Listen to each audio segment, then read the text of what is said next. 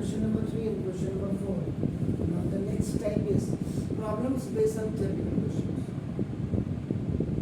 जैसे आपका linear equation in two variables 10th में आपको याद होगा, जिससे हाइट एंड डिस्टेंस ट्रिग्नोमेट्री की आपका these all the theoretical, where you are using the formulas of the same chapters in word problems. Basically theoretical questions means word problems हो गई. A man buys 8 dozen of mangoes, 10 dozen of apples, and 4 dozens of bananas. Mangoes cost rupees 18 per dozen, apples rupees 9 per dozen, and bananas rupees 6 per dozen. Represent the quantities bought by the row matrix. ये देखिए, quantities जो हैं fruits की उनको आपने row matrix में, and prices जो उनके लिए उसको column matrix में आपने show करके total आपने आपकी टोटल कॉस्ट उसकी कि बनाना मैंगो और एप्पल की जो टोटल कॉस्ट आप जब खरीदेंगे कितना रुपया आपका you are paying to that shop के बराबर. तो ये है उसमें.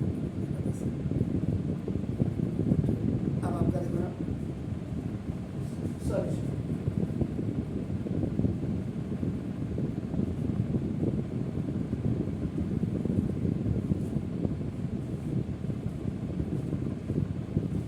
इसमें आपको ना the quantity of fruits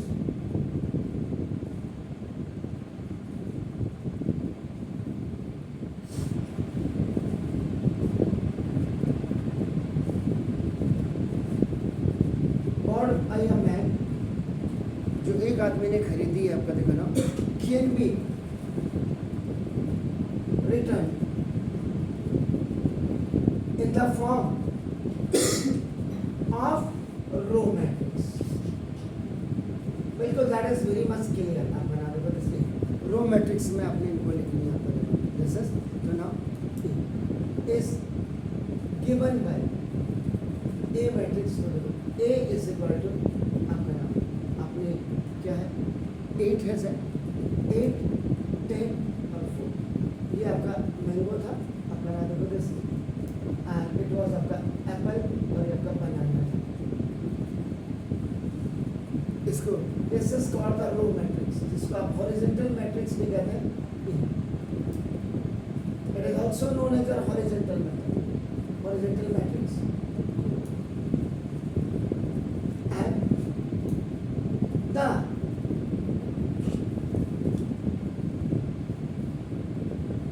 corresponding price, जो आपकी करस्पॉन्डिंग प्राइस है per dozen of fruits can be written in the form of a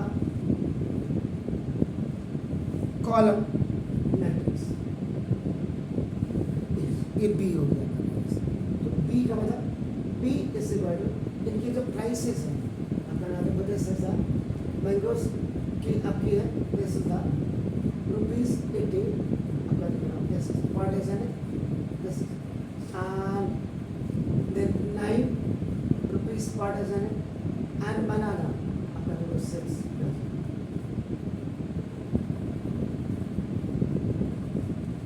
कभी आपने फ्रूट्स खरीदे? Have you bought the fruits? Mangoes आप कैसे लाते हैं? केजी में. तो यहाँ तो पर डजन लिखा. तब बनाना आप कैसे खरीदते हैं? How you dozen. कभी आपने तोल करके लिया आपका? आज आपको एक टास्क दे रहा हूं, tomorrow is Sunday. 1 dozen means 12 unit. हम बनाना की बात कर रहे हैं. बनाना हम 1 डजन में कहते हैं. आप बनाना को जरा 1 केजी में, ये जो 1 dozen is equal to 12 unit है भाई. That is also depend upon the size. और साइज के हिसाब से आपने देखा कि प्राइसेस होते हैं. लंबे वाले केले तो उन्होंने कहा 60 रुपये किलो, मीडियम उनका 50, छोटे हैं बेबी केले तो 40. ठीक है ना. अब आप आज वो छोड़िए, this is not a matter then कि आपका what is the length of the banana, but still आज आप क्या करेंगे, एक बड़ा वाला जो बनाना जो थैली में किसी के पास सबसे बड़ा होगा उसको कहना भैया जरा 1 डजन बनाना को तोल लिया, वेट करिए।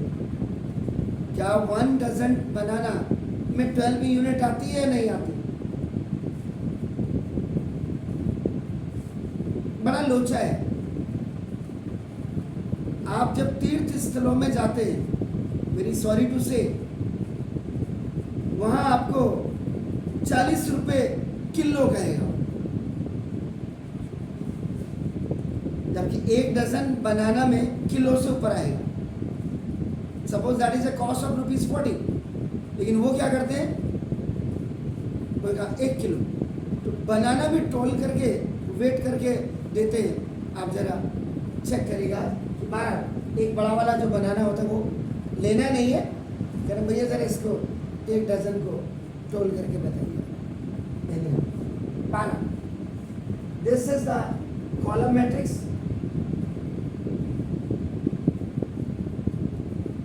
and it is also known as a vertical matrix. So now the total cost of fruits is equal to, क्या लिखेंगे, कैसे निकालते हैं?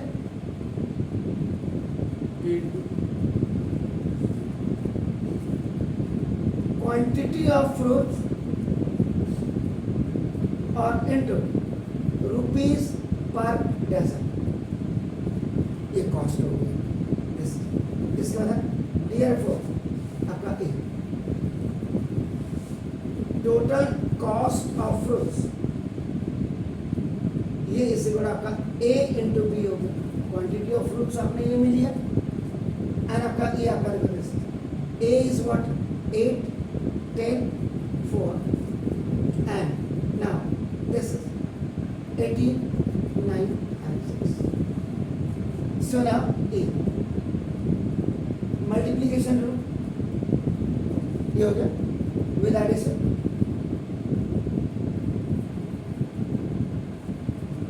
ये कितने बाई कितने की मैट्रिक्स है? What is the order of this? 1 into 3 की मैट्रिक्स है, एंड ये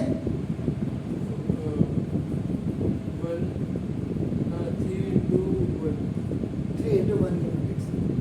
ओके, सो नाउ तो this is 8 into 18 plus 10 into 9 और plus 4 into 6।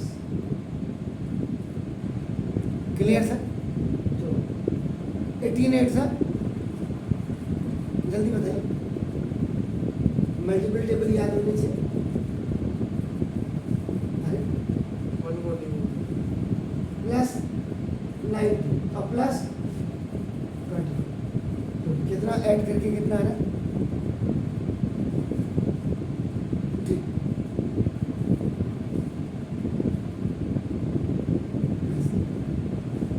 Hence total cost of